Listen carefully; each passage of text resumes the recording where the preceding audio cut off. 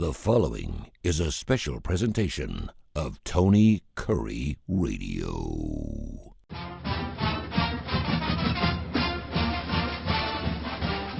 Welcome back to the UAB Director's Chair. He's the athletic director of your UAB Blazers, Mark Ingram. I'm Tony Curry. Of course, we do this show every single week. It runs at least 5 days a week right here on the TKR app. Thanks to hundreds of thousands of folks who've downloaded our app and, of course, listen every single week. You can find the show wherever you get your favorite podcast. We're available on every major indice out there. It is UABsports.com is the website. And, of course, the UAB Director's Chair. We do it every single week. And, of course, this is a very special week here as we record here on March 11th. Because it is tournament week, baby. Yeah. It is tournament week. This has been just a really interesting year for the UAB Blazers. Last year, of course, they make the dance over the course of 4 years. The most games ever won by a head coach there, which says a lot considering that Gene Bartow was there. And Andy Kennedy has done a fine job. Normally, it seems like 2/3 of the season through, and at least the first 4 or 5 seasons, he's kind of found what's working, and then they kind of go off that and they go on a run. And then, of course, we just had a loss the other night. That was kind of a head scratcher. There's been some head scratching games for this team this year. What do you think the problem is? Well, I mean, yeah, we ran into Tulane, excuse me, the other day, who got really hot in the second half. We were up, I think 2 at the half, and then they had a guy that just couldn't miss from 3 and really created a big lead that we couldn't overcome. And that happens sometimes. Listen, Tulane's a good team. I think they finished 4th. So we finished 3rd, and I think they finished 4th. But going into the game, our players knew that losing didn't hurt them in terms of seeding. I mean, it hurts your pride, right? You want to win, I want to win, fans, and we all want to win. And I'm not saying the kids don't want to win, but they knew that. And I think when there's not a sense of desperation, if there's not an urgency created in the moment, it's hard sometimes to get young people fully engaged. You know this, though, and you know this as a player and as an AD, how dangerous that is, though. You're talking about a switch here, right? Yeah. I mean, that's I mean, we see it in all sports, and particularly NFL towards the end of the season when they don't. And I mean, winning is a habit, and so is losing. So, just because you can afford to lose doesn't mean you need to. Doesn't mean you should. Yeah. And look, Andy told me, he's like, look, I'm going down there to win a game, and you got to take that mindset and hope that the players buy into it. Now, again, I don't want to say. It sounds like I'm suggesting that the players weren't trying to win, and I don't mean that at all. What I mean is what I started with. Really, one of Tulane's players just got incredibly hot in the second half, and it got to a point where it was like, holy cow, the guy couldn't miss. He was like shooting like this and making threes, and the air went out of the balloon, late in the game. So. But Tulane again this is not a team that finished 12th in the league. I think they finished 4th. So we're going to have the 3 seed. We're going to play Friday, and I think we got a great chance of running the table. We've got we're on the other side, the opposite side of the bracket from Memphis, which is the only team that has beaten us twice, and so who knows? We'll see. That's what makes March fun. Which give me a name of one player that you really like to see shine in the tournament, or a player that that needs to shine in order to see this team go. And I'm not going to let you pick Yaxel because that's an easy one.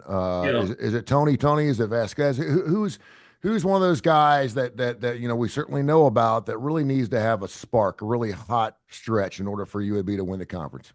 Chris Coleman. Okay, good. Yeah.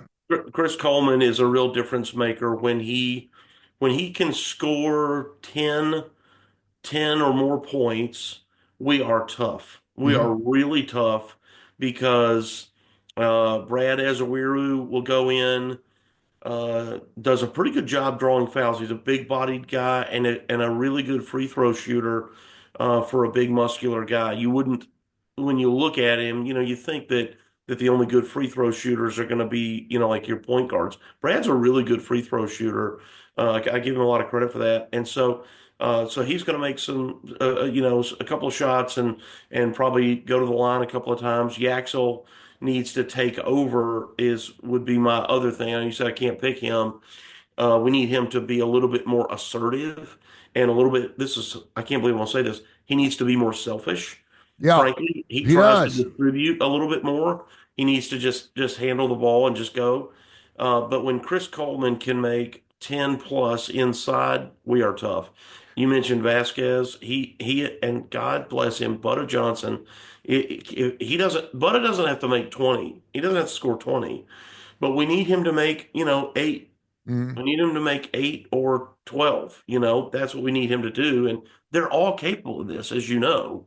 Um, but just getting all of that kind of synced up together for 3 straight games, if we do that, we're really hard to beat. I would love to see Coach Kennedy, and maybe we'll sit down with the Axel and say, listen, you have to shoot the ball 23 times tonight. No, Tony, there was somebody that we played in the middle of the season, and we won. And Andy said this in the post game presser, and Yaxel said it because he was interviewed on the court, and he said it. So I know that it's true. Is that at halftime, Andy told him to shoot it 30 times. He said, "I want you to shoot it 30 times this half." And Yaxel can't bring himself to doing it. He's such a good kid, and he wants to share, which is a wonderful quality. But there are times where you just say, "But hey, man, they can't stop you. They Yeah, can't and stop it's and you." it seems like it's he's got the size. I don't want to say he plays soft because he doesn't. I don't think he's played soft, but it seems like down on the post when he's got the opportunity to take it to the hole too many times, he sneaks out. He throws it back out again, and he doesn't drive. And I don't know, maybe he doesn't get to the line. I don't know what his free throw situation is, but it doesn't seem like he's for a big guy. He never gets to the line. Yeah, he's not there a lot, but he's a good free throw shooter. He's Yeah, not there as much as you think he'd be for the type of opportunities that he has to go and score. yeah, So yeah, we don't need him to. Again, he doesn't. None of these guys have to score 30 points. They don't have to yep. have these career nights. But Yaxel needs to score close to 20, which is a lot, and he needs to have 10 to 15 rebounds. And then Chris got to score, like I said, 10 or 12. Got to get Vasquez doing what he's been doing. And look, Jabari McGee, the last couple of games, even in that loss to Tulane, has been terrific. So um, he's got to keep playing like that. And like I said, if Chris and Butta can come on, the Yep. Blazers will make a run. What's game plan down there for you guys in Fort Worth? Anything to do? You guys do anything during regular time, or is just all practice and keep your heads low and let's play ball? For the team, that's correct. I've got the athletic directors are getting together as we always do during the tournament. We're going to meet down here, and one of the topics will be future sites. We're not coming back to Fort Worth next year. We're not sure where we're going to go. We've received bids from several cities. Birmingham, one of Birmingham is those? one of them, Oh, good, good. so I don't know what the appetite will be. To go. The questions will be which cities bid on both the men's and the women's tournament, and for me, if I have a vote. Um, whichever cities did not bid for both, to me, those are out for me. But Yeah. I don't know if I'm alone in that. I don't know. We haven't really talked about it as a group yet. And so that's just my personal opinion. Because Tony, what you got to deal with, the two teams don't interact, right? Men's team is here and the women's team, they're practicing and watching film and doing what they do. But you got the band, Yeah. you got the cheer team, and you got the dance team, and you got some other kids who, if it's in one city, you can consolidate this effort, and they can go to both events. Even if they're not in the same building, they can Mhm. go across the street or across town to those things. And then, of course, me and if the president shows comes to the games, or and several presidents do. Other dignitaries, other fans can go back and forth. I just think it makes it too convenient, frankly, to try to go somewhere else. But uh, This is the last year for Fort Worth. it's the last year for Fort Worth, so I don't know who all bid. We'll see, but we're going to try to, I think, come out with at least a recommendation to the presidents as to where we ought to go, or narrow it down. So I know that's one of the topics of discussion. Yeah. Something interesting happened again. It seems like it almost happens every single year. Congratulations, by the way, to the Troy Trojans who got in late last night. They beat Arkansas State Yeah. for their conference, so they're going to be dancing. Omaha has clinched a spot in March Madness only because St. Thomas, Minnesota was ineligible for the NCAA tournament because of the dumb rule that when you go from D2 to D1, Yeah. you have to sit. I see about a million articles. Why do we have that rule? What's the situation there? You're trying to be better. You're trying to be a bigger school. Why in the world would they have to give up that spot? I don't know why we have the rule, but we have the rule. And there's several things, Tony, that it's like laws in our country. There's still some laws where if you spit on the sidewalk, you go to jail. Yeah, There's things like that that still exist that we need to figure out a way to fix. But I think we're so focused on the moment. We're so focused on the bigger things like, all this stuff around pay for play and revenue sharing and all that stuff. We're so locked in on that. We can't, there's some small, loose ends that we need to tie up here and there. Like APR is one that's brutal. We've got to hmm fix the APR, the academic progress rate, given the fact that you can transfer as many times as you can transfer, and there's no change in the academic progress rate. That's a massive problem, and nobody's talking about it. But no. it's a massive problem. So I don't know, but I'm happy for them. James Madison had to deal with this in football hmm and bowl Yeah. eligibility 2 years ago, two or Yep. 3 years Sure ago. was 2 years ago. Yeah. Yeah, yeah. So it's a similar deal. It really is. Mark Ingram, he's the UAB athletic director. Check out UABsports.com for everything that is a UAB. Go Blazers, getting ready for, of course, the big tournament down there in Fort Worth. And, of course, the Blazers get set to perhaps bring home and hang another banner like they did last season. Interesting article in USA Today. I read it to you before the show started, and you said, yeah, that's cute. It says that college sports don't have a revenue issue, they have a spending issue. Yeah, Um, and it made me think too. And I had a really interesting conversation with my son about this because he's getting into economics and stuff. And he said, there is a record amount of money coming in down to these colleges, and there needs to be because you're spending a record amount. But he's like, it's very interesting because we're Bengals fans, right? And for the longest time, the Brown family, you have to realize that the Cincinnati Bengals were the last team to even have selling rights on their stadium. They were so stuck and stodgy in the mud, they didn't care. It was going to be Paul Brown Stadium until hell froze over, until someone finally ponied up enough money to put the name on the stadium. And they've just been old school. And I've always said, listen, they care less about winning a Super Bowl or a championship. All they want to do is put butts in seats. If they yeah. go 0-16 every year, but they They sell didn't out care. every game, they don't care. Yeah, And part of me, from a business standpoint, I get that. But we also know that winning championships generates a lot of interest in your club. I mean, it's a no-brainer, right? You win a lot of games, people are going to come see you play. That's going to sell more tickets. So you can't go 0-16 every single year. What is that? Since it is such a business now, and it's always been a business, but do you find because it used to be always like student athletes and it was an amateur situation and it wasn't as business oriented as it is now. Do you find any lines that are easily blurred or easy to cross over that you wouldn't have from a business standpoint now? How do you think outside the box? I mean, you have to look at the bottom line, right? You have to hope like hell it's black and not red. But I mean, we're in a different world in college sports now.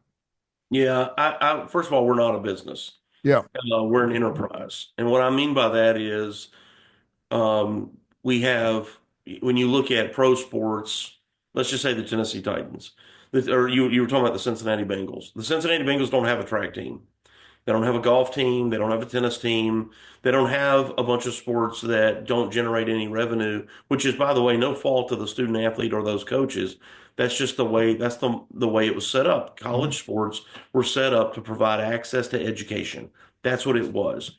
It was universities saw Harvard and Yale would get together to play basketball, and it wasn't to see who could better execute the pick and roll. It was to see who it brought alumni back and allowed them to talk about the research they were doing. It allowed them to talk about things happening inside their university that made their alumni excited and give and help to support the academic mission of the school. So sports just brought people together, and that's still true. the difference is a guy named Nathan Dougherty started back in the early 1900s the scholarship concept Mhm. of where it was like, well, why don't we help people go to college who are participating in sports since there's a benefit to us, let's provide a benefit back. And that was great. And it allowed a lot of people, like I said, access to education who would not otherwise have it. Now we've started in revenue sharing trying to act like pro sports. Well, like as I said from the beginning, the Bengals don't have a bunch of other teams that don't generate and are not going to generate revenue. Mhm. Now I can appreciate the article, the headline that we have a spending problem.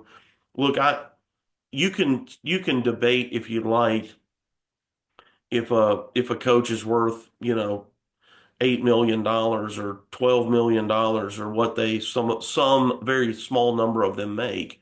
And I could happily say that's a gross overspend.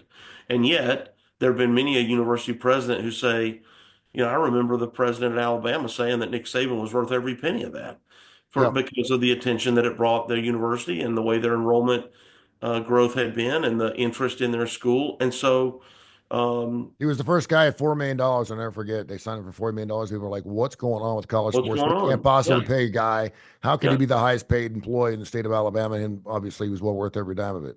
Yeah, well, and then look at look, as a football coach, I'll say this, as a football coach, now the rosters are being shrunk to 105. But until this coming August, it hasn't even at 105 yet. It has been, most people have been around 120. Why? So Why is it shrinking? it's part of the House settlement Okay. is that you have to shrink your total roster to 105. Why? And why? Why is that? I don't know. It's just part of the settlement terms is that all the rosters in every sport are being adjusted up and down. And Football's that's is quite a one. bit. That's quite a bit. Yeah, It's so that's why 10%. Yeah. there's a lot of coaches like Dabo Sweeney has been really outspoken about it, about the number of walk-ons mainly that are losing opportunities to compete and participate. It makes practice harder. So you're losing. Most people have been around 120, Mhm. so most places lose, call it 15, about 15 kids. You take 15 kids across 134 schools, that's 2,000 kids It's a that lot. this past season participated in some manner that next season will not. And Mhm. and so anyhow, a football coach is going to manage 120 kids, and they're going to manage, depending on the level of the program, 50 to 70 staff. So while I might say that it's still a lot of money, they're managing 200 people. A basketball coach is managing 13 players and like 7 to 10 staff.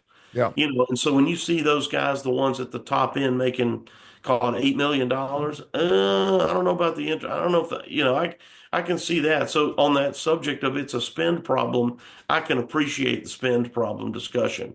What um what I can't appreciate is the fact that they only look at the top end schools. When they get cute and they like to write those articles like that, they're not talking about, do you think Troy has a spending problem? Yeah. No. You think UAB has a spending problem? No. And then go look at Iowa State. Go look at Kansas State. Go look at Texas Tech. Go look at um, Baylor and TCU. And I mean, you listen. This is not just the top side of the SEC. You can look at Georgia Tech. They don't have a spending problem. And when you get so much money from your university to operate, I bet 60% of our revenue comes from our university. And I'm saying we by like across Yeah. the board, the country. And so that if we weren't subsidized by our universities, we couldn't operate at all. So Have you ever been posed with the question, and as an athletic director, you probably hate this, but what's more important, winning or making money? I mean, you're not going to, it's really not, I mean, you want to do both, right? And you hope to do both. But you've said it right here on this show. There's only about 7 or 8 programs in all of college sports that actually make money. They're bringing in a lot of revenue, but that's not net. yeah, So I profit. mean, so is it difficult? I mean, you have people you have to answer to that say, listen, we need this, or we need to spend more money on advertising, or we need to do this, that, and the other. Is it more difficult now than it has ever been, or are they loosening up a little bit and saying, listen, we're going through a really strange thing. We're just gonna have to get through it and then figure out, look at the bottom line later. Well, every university is built differently. And I told somebody the other day, like if you look at Nike, Under Armour, and Adidas, we as the general public, we look at them as three competitors, which they are, and we just see them as the same business, but they're not. Nike and Adidas were shoe companies that got into apparel. Under Armour was an apparel company that got into shoes, and they're not structured identically, Hmm. even though they kind of look to us the same. They're not. And universities are that way. We look at them and they're in the same conference and we're like, oh, Florida and Georgia are the same. No, they're not. UAB and Charlotte are not the same. UAB and Florida Atlantic are not the same. We're in the same league. We may have the similar or same sports that we offer, but the amount of research that UAB does, that's another thing that you don't appreciate is like right now with the federal mandate, like NIH Yeah. funding nationally is a real concern, and UAB makes almost $800 million from that. And so, managing through that while people are saying we got to pay that coach more. I mean, that's not as simple as it sounds, or, the university's got to step up and spend more money on marketing or advertising. Well, hey, look, we'd all like to do those things. You also got to keep the lights on. Yeah. And so I hear you. the fan base cares about one thing, Hmm. and that is winning. Yep. And the fan base does not have to balance the books anywhere, but the books have got to get balanced. And so that's an unpopular discussion amongst fans and coaches, frankly, because coaches are asked to do one thing, and that's win. And that's what they're measured on. Coaches aren't measured on graduating kids. Coaches aren't measured on community service. They are managed on winning and winning alone. The other things are nice to haves. Yeah. The other things are things, like I said, we started by access to education, and education was at the front of what we talked about. We never, now on a national scale, we never talk about academics anymore. And I think it's a travesty to the industry. It's part of the downfall of college athletics, really, is not is not focusing on the lifetime, success that people have from the association with our universities and the lifetime relationships that they have through the academic experience. So that's a concern of mine. Yeah, I think it's completely missed to just say we have a spending problem and we should just spend more money. Yeah, before we talk some classic rock, because I know you love to do that, give me a little nugget about UAB football. Where are we at? What's going on? Spring game coming up. I mean, I'm saying this, and it's the middle of March already. It's going to Yeah. be here before you know it, folks. I mean, college football is right around the corner. Give me a nugget. Well, April 26th is our spring game. We're not playing a game. We're gonna have practice, and we did this last Is year. anybody playing a game anymore? It seems like everyone's not. Everyone's having like a fan appreciation, something or other. Yeah, Texas a is lot doing of it. Yeah. people, correct. A lot of people are doing more like fan appreciation things. And look, we did that last year, Tony. We were pioneers in this space, Tony. We'll have inflatables at our practice facility. We've got food trucks, we got music, we got games. Our athletes will be out amongst the crowd, mingling with fans as they come in and signing autographs and taking pictures. It's a fun event. And then they practice. And they'll have practice and do drills and people can watch, and you're a lot closer. And frankly, you read the story here or there where one school or 10 schools have 50,000 people at their spring game, but most people will have a couple thousand people at their spring game, and it starts to feel a little silly to go to your football stadium and have 2,000 or 5,000 people at your spring game in this giant stadium. And so having them around the players is what people want. And so anyway, April 26th is that date, and looking forward to that. That'll be a lot of fun. We're all in spring break, and we start practice as soon as we get back. Yeah, I know. I got a chance to meet Trent Dilfer, obviously do some podcasts with you guys, do the Inferno. Got a chance to meet him a little bit. It just seems like a stand-up, great guy, a good heart. Know his family situation. And I got a chance, obviously, to get to know him outside the football situation, and I could see where he was having a difficult time. He knew he was better at a lot of different positions, but couldn't understand why the record wasn't better. Yeah. I get all that, so I'm super excited that he's back for his third year. Can you just talk about, have you had that late night discussion over a bottle of wild turkey, the pressure that he's going to be going through? Because this is for him. Not only does, I mean, let's be straightforward. He's got to go to a bowl game. He's got to get bowl eligible. That may not even be enough, but he's going to have to win at least 6 games. And then you're talking about, I mean, this is the first time he's taken over a college program. So if this is something he wants to do for the rest of his life, this ain't the way to get started. This is not the way to move up the chain, right? I mean, you're not going to UAB and going to a Big Ten school, winning 4 games a year. Can you just talk a little bit about him as the human, as the person? And I mean, he's one guy I'm just rooting to hell for. I mean, I really am. Yeah. I'm rooting for him because I really want to see him succeed. Yeah, he is a great guy, and he's a really smart guy, and he's incredibly hardworking. He's dedicated to the team, and he's dedicated to UAB. I mean, he does not ever talk about some aspiration of, like you said, going to the Big Ten. When I interviewed him, he made it clear. He's like, I'm not like everybody else. Having won the Super Bowl, he's not trying to climb some aspirational ladder to some place that he hasn't been before, because he's been there. So he just wants to live in a place that he really likes to live, and he loves Birmingham. He he wants to be at a school with a real shot to win and do it at a high level. But what unfortunately I've got to tell him, it's like we were talking about Yaxel being selfish. I need Trent to be a little bit more selfish. He does a lot of community service work. Our student athletes do a lot of community service work. It's wonderful. I'm thrilled that they do. We just need to make sure that we are doing that second, not first. And Look, man, we're playing in a tougher league than we've ever played before. The transfer rule, no coach at UAB or anywhere else has ever had to deal with the transfer rule, which is transfer every single semester if you like. A lot of the talent that we had in those championship years, we would never be able to retain today because they can transfer out and be paid. So, when you say, well, he needs to recruit better, he's recruited really well. That's why Georgia took somebody, Yeah. Florida State, Memphis, Houston, Indiana, Arkansas.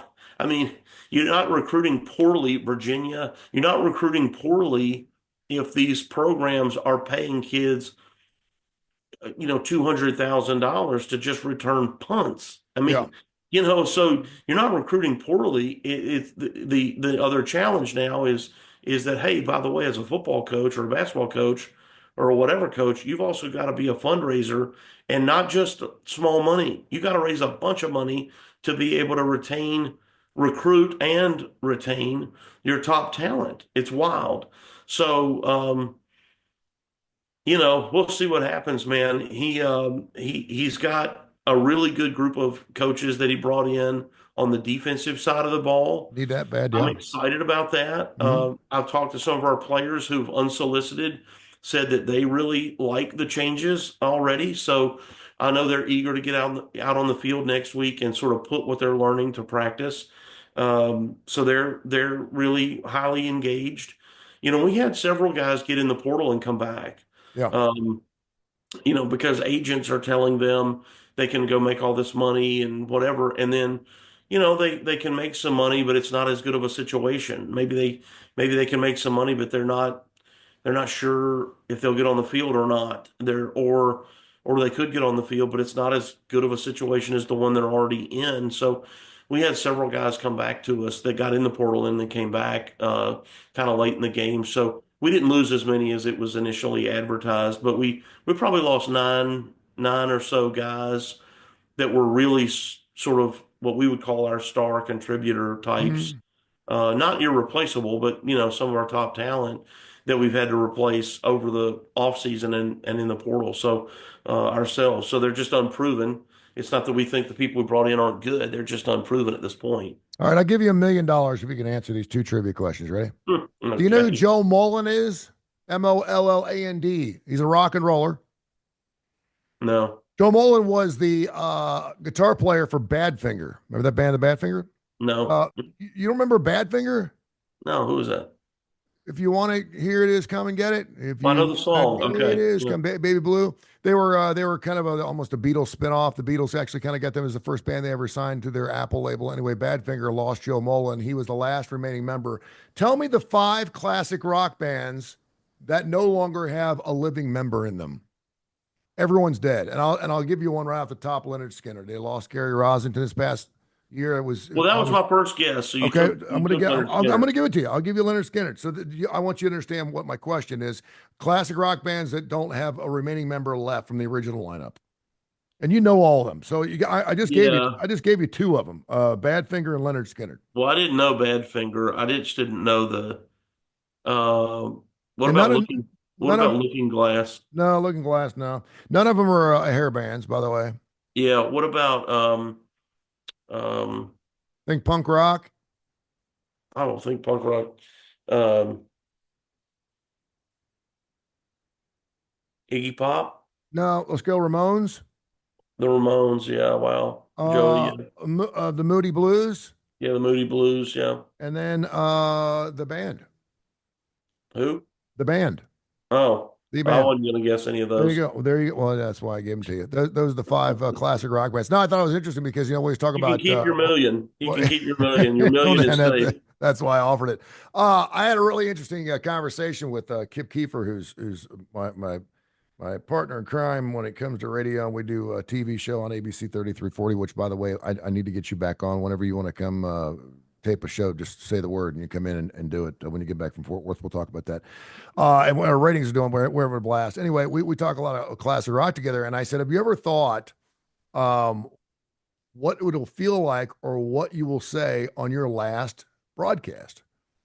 And he's like, wow, I didn't even think about that. You A know, little dark. well, I ran into Kurt Bloom the other day. You know who Kurt Bloom is? Of course, he's the PA guy, the play-by-play guy, not PA, the play-by-play guy for the Birmingham Barons for 33 years. And he's hanging it up. He's no longer going to be, and that's amazing because when you do something that long, it's kind of like who you are. It kind of, I mean, everyone knows Kurt Bloom is the announcer, you know, and I know that he tried to get the Yankees job, and I know I tried to help him get the White Sox gig. But it's time to move on in his life, and I truly support that. And I think that's cool. A person of his age is putting that much time and effort into something because he could just go ahead and do another 20 years right off of the sunset if he wanted to. But he wants to try some new things, so I love that. And then I think about some of the classic rock and rollers. You know, Elton John just did this show several months ago where he said it was my last live show. And I don't know if he'll ever play these songs live again. He played Goodbye Yellow Brick Road as his last song ever. And then I'm starting to think to myself, if you know, like this is going to be my last college football game as an athletic director at UAB or wherever you're at, Tennessee or wherever, would you do anything different? Obviously, you got a lot of gas left in your tank. I'm not trying to be morbid here by any stretch. Yeah. But, you know, I was talking about these rock and rollers because they're all in their upper 70s and 80s. Angus Young's turning 70 this month, and Eric Clapton just turned 80. But is that something you ever thought about, how you want to go out? When I got fired from Jocks, I wasn't told about it until after we got out the air, so I didn't have a chance to say goodbye. And in a way, I'm kind of glad I didn't. Yeah. Right. I did when I was on Classic Rock and I was going to Jocks. I did have a last show on Classic Rock, so I did have a chance to say goodbye. But I was still there. You know, I was still working for the same company. I was still on the airwaves. It wasn't like, you know, the last time you'd ever hear me on the radio. But I just, for people that don't know if it's their last shot or if they do know it's their last shot, would they have done things any differently? I just thought, you know, philosophically speaking, you'd have something to say about that. Yeah, you know, we can always second guess ourselves. Hindsight's 2020. You can play armchair quarterback and what would I wish I'd have said this instead of the other thing, or wish I'd have done whatever, made whatever decision Are differently. you glad you're an athletic director in college sports right now? Just You because depends of all on the day, brother. You got to catch me on the right day. I mean, it's just harder than it's ever been, and it's just hard to see some of the decisions being made on a national scale that do help prop up a few programs, and those few programs are kind of leading the charge and leading all the decision making. But I don't think it's good for college sports as a complete body to continue to see this kind of this peak rise, and it's just squeezing everybody out But do financially. you believe the big boys, the blue bloods at college? I'm just going to go football. Do you believe that if they were given the opportunity to say, okay, we're taking the top 64 teams and everything else is going away, or we're going to keep it the way it is? Do you actually believe they'd go for 64? Do you think Well, I these think schools? they I mean, because already are. I mean, well, I mean, they are, but you're still playing. I mean, you're still playing. You're not going away. I mean, I understand what you're but look saying. at the way the college football playoff is, and they're going to allow one from the group of five. They're going to expand it again. That's if Notre Dame doesn't make it in. I mean, there may not even be Right. an at-large bid. I mean, you're gonna get your one group of five team in, and if One. there's 12 teams in, you should or 14 or 16, you should get at Right. least two. Right, but so it's Um, going to be one. So they're not expanding to give more space to the group of five. And the same thing goes for the NCAA tournament. If we can get them to expand that, which they should, it's not going to be to our benefit. It's not going to be yeah, to our benefit. It's going to be to throw, all them in. I mean, when you start hearing them talking about how they're going to have four automatic qualifiers into the college football playoff, it's like, really? Like there were teams that were in the playoff this year. I didn't think. Look, Tennessee, my alma mater, they weren't a playoff team. no. They were in it. They shouldn't have been in it. They weren't. No, I mean, I just hate the word automatic. Automatic. It sounds like you're not working for it. I totally agree with Right. that. I mean, if you win your conference championship and you want to make it on, I get it. That's fine. I get that. And normally 9 out of 100 times they're going to get it anyway because if you're winning the SEC or the ACC, you're going to be ranked high enough. To me, I would just take the top 14 teams, the rankings, and put them in. Yeah. Now you're gonna say, okay, well, how are we gonna rank them? Yeah. Who's doing that ranking thing? Well, and I also think, Tony, when you basically have decided who the best team is by who can raise the most money to buy the best roster. Yeah, Now you still have to evaluate the talent and you still have to recruit it and you still have to train it and coach it. And you still got a lot of it's not like it's just an automatic. But talent does a lot, and talent can cover up some average coaching when you've got it. And we see it at all levels, and we see it in all sports. If you can figure out a way to get more talent than the next guy, it covers up a lot of coaching flaws. yeah. Hey, have yourself a wonderful time down there. Bring us home a banner, will you please? I'm do all I can, do my part, Tony. So we can go do some dancing. Man, if UAB can make it done, and my Muskies, I think they have Marquette, which is going to be tough. I think they got to beat Marquette to get in. If they beat Marquette, they're in. They lose, I think they're out. Yeah. And we already got Troy in, Alabama, Auburn in. We get the whole mess in. That'd be great to have them all Wouldn't in. that be something? Troy's in, we get in, and Alabama or Auburn, either one of them could win the SEC, along with a Yeah, lot of people, but they both have a great shot. yeah. Be careful and look me up when you get back in town. I'll do it. Thanks, See you, man. buddy.